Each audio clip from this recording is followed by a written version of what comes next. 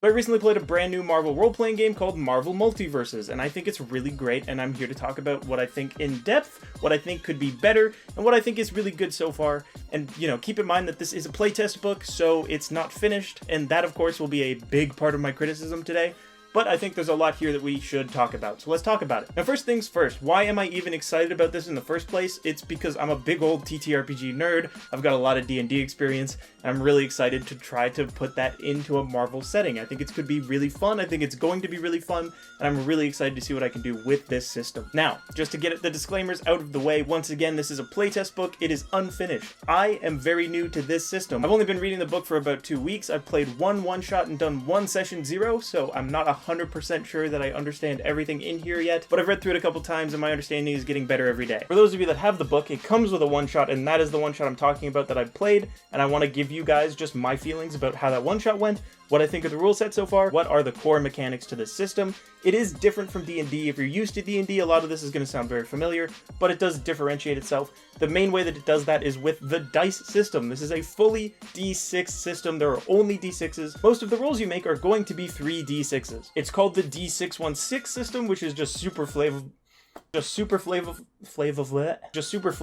super fun. I love that name a lot. It's kind of hilarious. Similarly flavorful and fun, the way that they do their skills spells out Marvel, much like how Fallout skills spell out special. It's really cute. It's really fun. I love that a lot. The main differences of the D616 system are how criticals work, because in D&D you have a D20, and if you get a 20, that's a crit, and if you get a 1, that's a crit fail. And it's not the same here. The way that you crit is you get a 1 on the Marvel die, which is one of the D6s that looks different, whether it has like a different symbol on the 1 or it's just a different color die. You just need to know that it stands out. And to fail, you need to get a 1 on both of the other die, so you're much more likely to critically succeed than to critically fail, which I really do find enjoyable. Something that I forgot to mention during my initial recording of this is that when you actually get a fantastic success, it's up to the narrator and the players to come together to decide what the extra thing that happens is. Same with the failure, it's up to everyone playing, and if you don't come up with something, you can always just default to getting edge, which we'll talk about in a minute here, and if you do an ultimate fantastic roll, that's just an automatic success, and it's much more like the standard crit in D&D that you're probably used to. But yeah, I just felt like I needed to clarify that. Another way that this game is similar and yet kind of different from D&D is the way that the advantage and disadvantage systems work, or in this game's case, edge and trouble. In my opinion, they're pretty interesting twists and deviations. They're not too different. Instead of just re-rolling again and taking the higher number, you get to pick one of your D6s to re-roll, and that can generally add a lot of strategy to when you have edge. Inversely, trouble is when the DM, the narrator, the GM, whatever you want to call him, he gets to pick a die for you to re-roll in order to try and mess you up. Which again, a lot more strategy can go into that than with just standard disadvantage. I think it's a really cool, flavorful, fun thing for them to have changed. Lots and lots of D&D inspiration and lots of topics to cover, so let's get right into it. I want to talk about character creation because that's the process that I'm the most familiar with, and I think it's really, really good. When you're starting a new character in D&D, the first thing you're going to be looking at is race and class. And that's pretty much the same here, but with archetypes, which are just classes. The playtest rulebook comes with the base classes that you would expect to see from any tabletop RPG or even any MMORPG that you might have played in the past. You've got your Blaster, which is your long-range ranger DPS type. You've got your Bruiser, which is your tanky, I'm taking a bunch of damage archetype. You've got your Polymath, which is your classic D&D bard, your jack-of-all-trades archetype. Very, very straightforward stuff. Where it's not quite as straightforward is when we get into these archetype-specific charts that deal with specific number changes that are different between each class. And these charts are pretty simple to understand, they're easy to read, everything is clear, it's just not exactly the most well balanced, I guess. The numbers jump around from rank to rank, and I think that's more of an issue with the ranking system than the archetype system, but we'll get to that later, I'm sure. But generally, the chart is easy to understand. You just find what rank you are, and those are the numbers you go with. It makes a ton of sense. And each archetype comes with skills that you have a higher cap in, so you can be better at them than the other classes and regular humans would be. And this kind of acts as how, like in D&D, when you select a race or a class, you get a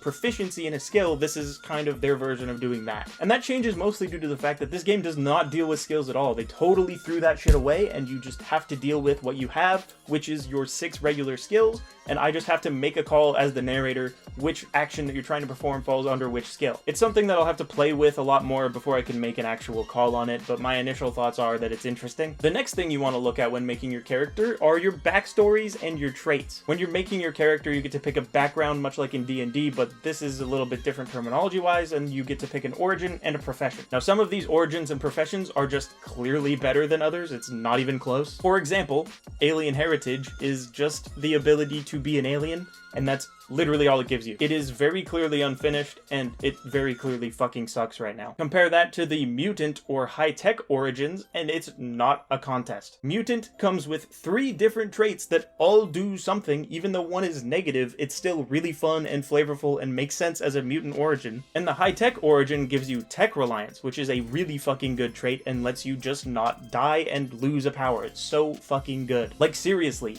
Oh, you just killed me? Nah, just here, take my unibeam instead, and I'm just gonna punch you in the face. Like, that's crazy. Imagine if Iron Man did that in the final battle of Endgame. Like, he just snaps, and instead of dying, he just loses his armor, and he's fine? That's OP. And of course, each character gets to select a number of extra traits defined by what rank you are, and those, I think, are really fun. Having people just read through the traits and select one they like, that makes a lot of sense. Think feats in D&D, it's great. Except that some of them are clearly better than others, and the way that negative traits work is kind of unclear. You can take a negative trait to get an extra positive trait. It's up to the narrator. It's very, homebrewy. It's up to you guys, which I think is fun. Don't get me wrong, I do think that's fun. I just wish that they were a little more clear about it, and I wish that they had more confidence in their own system. I hope that makes sense. Let's talk about powers. This is a Marvel TTRPG, and Marvel characters have superpowers. It's a very important defining characteristic of what a superhero is. That much should be clear. This is a playtest.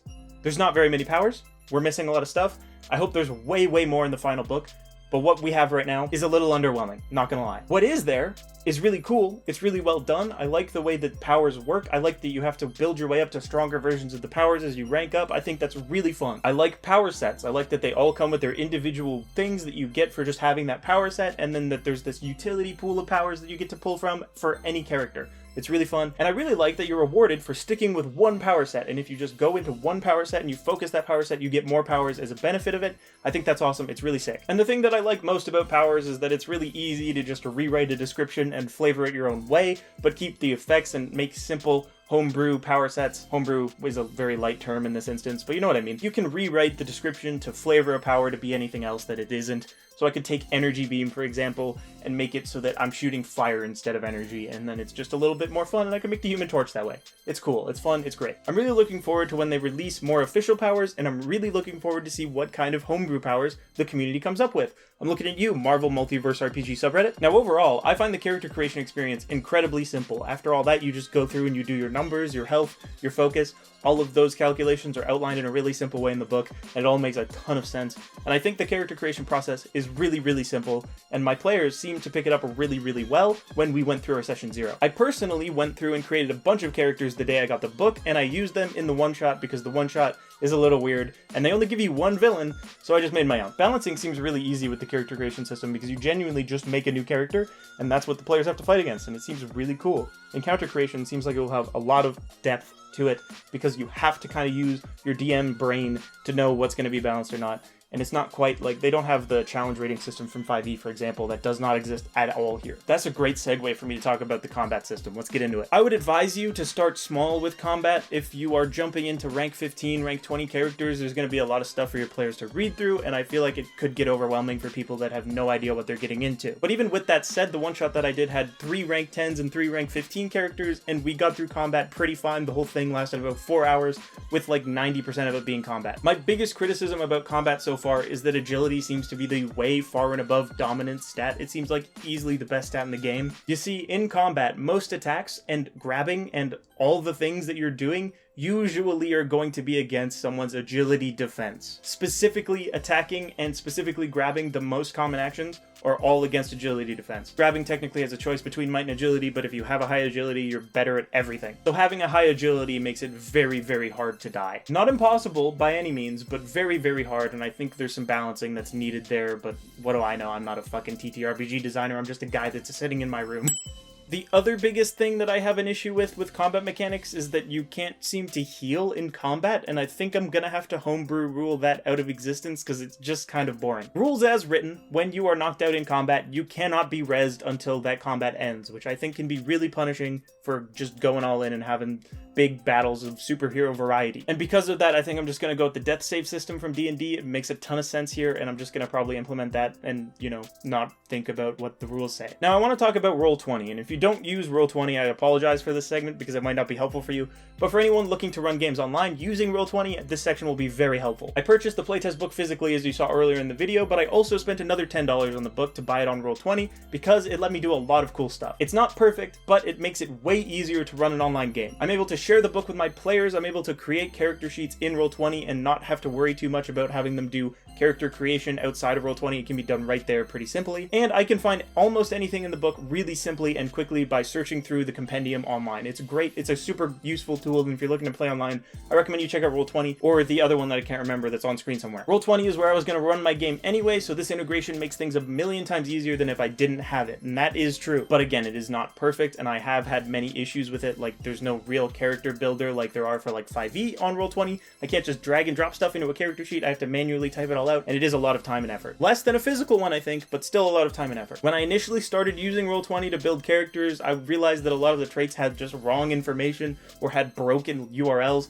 And I get that it's playtest and I get that it's new, but it was frustrating to say the least. For example, Augmented Intelligence used to have a blurb in the effects tab about giving you bonus might, which just didn't make any sense, so I went and checked it in the book, and luckily I knew that it was wrong, so I caught it, but for a while it would have absolutely screwed me. Luckily it seems to be fixed. As for the hyperlinks, for example, the criminal profession comes with the trait connections, and you cannot click on that trait to go and view it, unlike almost all of the other traits. And this pops up a lot in different areas, and it's just a little bit frustrating because it makes navigating the book a little bit more difficult, but again, way easier than the physical thing. Now, in the one-shot that I ran, the biggest issue and complaint that I ran into that my players also shared was the fact that I mixed ranks. And ranks, if I didn't make this clear, is just the leveling system that this game has. This stems from the fact that I let them just pick from any of the pre-made characters in the book, and they are not all the same rank. And there's a whole section in the book about mixing ranks and how it's okay to do it, just have to be aware that you're doing it. And that is, I think, true, but I would advise against it, and here's why. You might be able to make it work, and that is very possible, but I struggled with it because I had villains that were the same ranks as the characters,